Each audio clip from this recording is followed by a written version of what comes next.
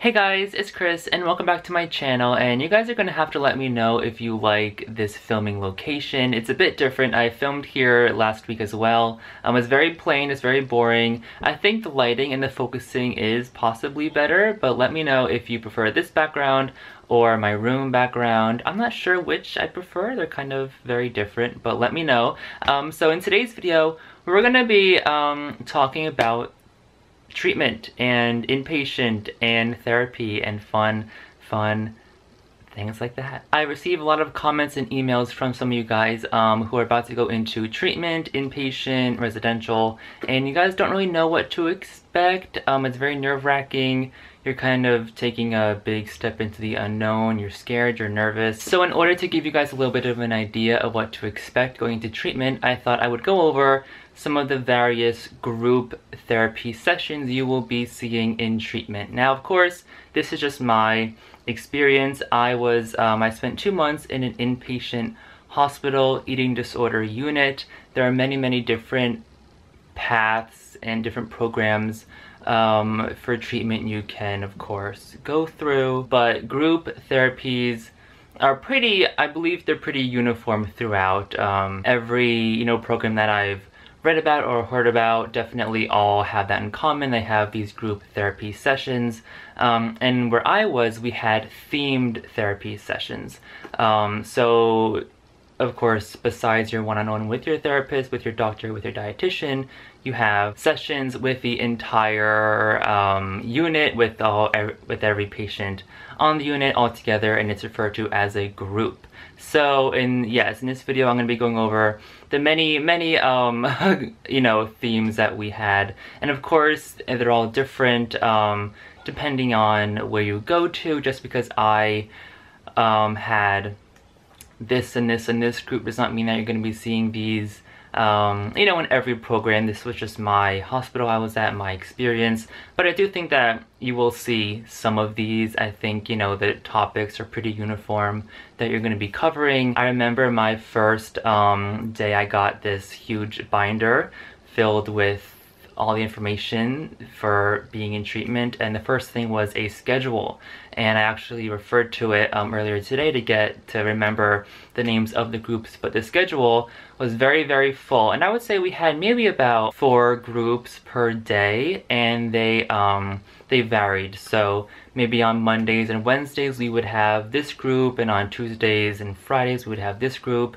So it differed throughout the week. Some we would have once a week, some we would have every day, which I will go over later on in this video. So the first group I'm going to be talking about is most likely the most important one and the biggest one, just the one that kind of people focus on the most, which is psychotherapy, that we had every single day, and that was a proctored group. These were all proctored, but psychotherapy not so much.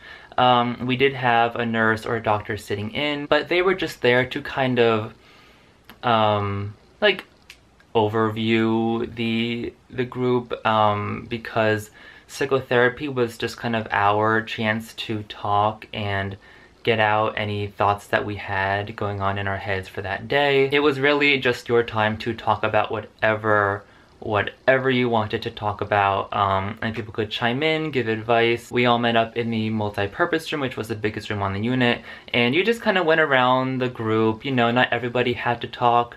You were encouraged to talk, and if you didn't talk, the proctor probably forces you to talk. Hello, that happened to me many times. The second most important group, which isn't really a group therapy, but I will include it, which is meal planning.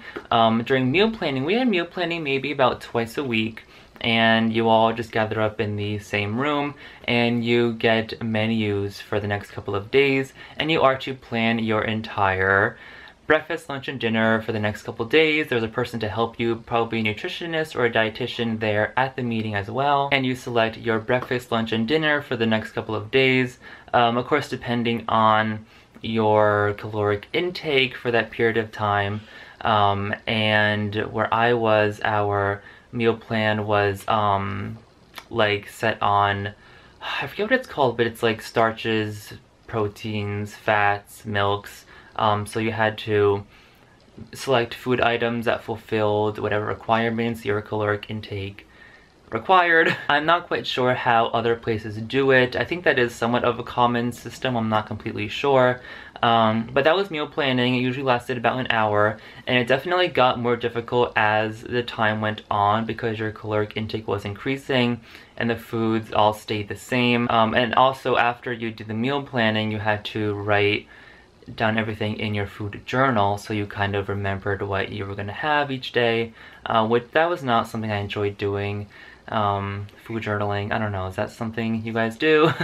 Let me know. Alright, so the next group I'm going to be talking about is called, I think it was called body image, and I think that was as a consensus everybody's least favorite group on the unit, because it's exactly what it sounds like. A lot of these are pretty you know, similar, but they're pretty straightforward. So in body image group, we talk about your body image, which is a very scary thing to talk about, you know, when you're first beginning recovery, and throughout your recovery it's a very touchy subject and it's hard to talk about. It's uncomfortable to talk about. Even me, almost 5 years into recovery, I don't enjoy talking about my body whatsoever. And I remember we did a lot of activities in this group. One famous one was kind of drawing out what we thought our body looked like. There's a piece of, oh my god, there's a piece of dust. What we thought our body looked like, and then we had to draw what we wanted our body to look like. Just like a lot of activities regarding our body. I remember one was you had to go around the room and share your favorite and least favorite thing about yourself. These all sound very very awkward, and trust me, they were, but they did have, you know, a nice underlying message. But in the moment it's definitely like, oh my god, I knew this was coming. So definitely very uncomfortable group, but also I think one of the most important groups going into treatment and throughout my recovery. You know, progressing my relationship with my body was always a big, you know, thing for me to focus on. It's still something I do focus on. So, you know, body image, it's not something fun to talk about, but it is necessary and it is important. So yeah. So the next group I'm going to be talking about is called nutrition. I don't remember too much about nutrition. I don't think we had it too often. But again, it's just kind of what it sounds like. I do remember doing a lot of reading in this group. I remember just getting a lot of papers regarding nutrition, and kind of learning about certain foods and what your body needs to survive, and calories and stuff like that, which all kind of goes hand in hand with the next group, which is called nursing ed. I don't remember too much about this one either. I think we just learned about like how your eating disorder, you know, affects your body, and learning about kind of the science and the anatomy and, like, you know, the health aspect of it all, and the physical and mental, more so the physical effects that your body goes through when you are suffering from eating disorder. The next two were called OT, which is occupational therapy, and recreation. These were pretty similar, and basically OT was very fun, one of my favorites. And somebody came in, usually like somebody from not the unit, like not really a nurse or a tech from the unit itself, but like a guest came in, and they usually had like a craft for us to do, just something to get us to get our mind off of kind of everything. We would decorate, I don't know, picture frames, we would color, we would do a lot of coloring, we would make like rainbow loom bracelets, we would write breakup cards on Valentine's Day to our ed, just like fun, silly activities that kind of just distract you from everything else. And in recreation, we were allowed to just, again, do whatever we wanted to do, to, you know, just whatever. And also the next one was journaling, which is I think only once a week, and journaling was kind of just 1 hour that you all met up in the room together and you just had to journal. I mean, you didn't have to, but it was encouraged. I kept the journal throughout my entire time, as did a lot of people, and during that 1 hour you were just given the opportunity to journal in a very, you know, nice, relaxing, calm environment. I think like they had music playing, and it was just a very, you know, nice, you know, relaxing group. And the last two groups are called wrap up and or meal processing. We switched every other day. and they were basically the same thing. There's one big difference, which I'll get to in a second. So these groups were the last groups of the day.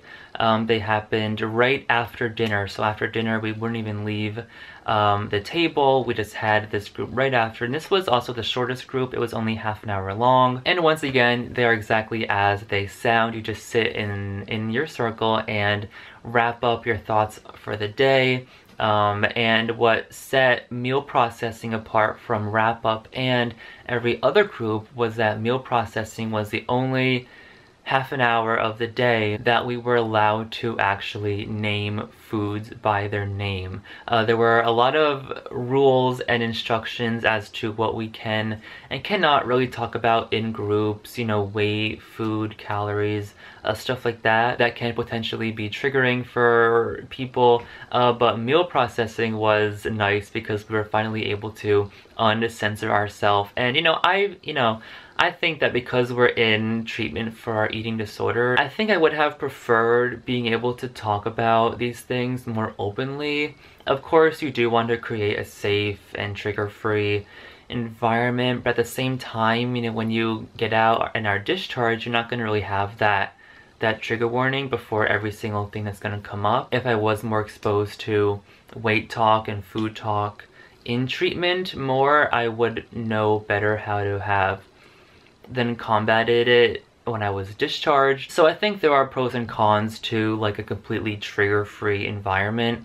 But yeah, meal processing was nice because we were finally able to talk about food and name foods by their names and talk about I didn't like this dinner, I didn't like this breakfast, this egg was gross, like stuff like that. So those are basically all of the groups that I had throughout my week. Once again, some were every single day, some were once a day, but that basically covers it. And once again, you will probably see, no matter where you go, a somewhat variation of this, not to the T, but probably something like this. If you have any questions whatsoever about any of these groups that I mentioned, please comment down below and let me know. If you have experienced any other group that I have not mentioned, you can comment those down below as well. And also comment down below what your favorite group was. Mine was definitely OT. OT. Oh, and meditation. We had a meditation group sometimes, which was very nice. So yeah, that was one of my favorites. Anyway, I'll see you guys next week. Thank you guys so much for watching. I love you all so much. And yeah, bye guys.